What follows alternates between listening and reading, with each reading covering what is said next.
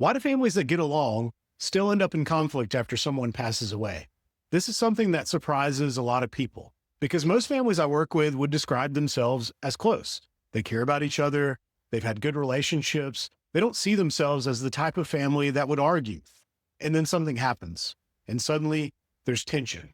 There are disagreements, sometimes there are hurt feelings, and in some cases, there's real conflict.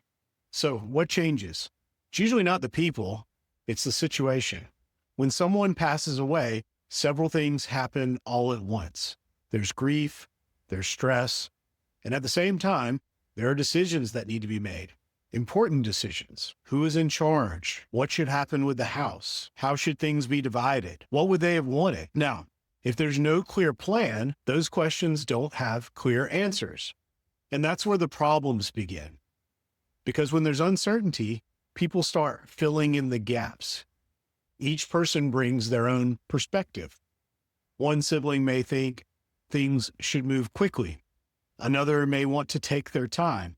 One may believe some things should be handled a certain way based on past conversations. Another may remember things differently. And now, instead of working from a shared understanding, everyone is trying to interpret what should happen.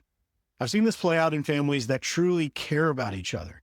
No one is trying to create conflict. They're all trying to do what they believe is right. But without a clear roadmap, those differences in perspective can turn into disagreements. And then when you layer in grief, those disagreements can feel more intense. Sometimes it's not even about the assets. It's about feeling heard, feeling respected, feeling like things are being handled fairly. Now, here's the important part. This type of conflict is often preventable because it's not driven by bad intentions. It's driven by lack of clarity. When there's a well-structured plan in place, a lot of those questions are already answered. Who is in charge is clearly defined. How assets are handled is clearly outlined. What your wishes are clearly documented. Now your family isn't guessing. They're not trying to interpret. They're following a plan that you've already put in place.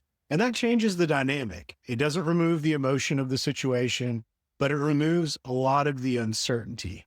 And that significantly reduces the likelihood of conflict.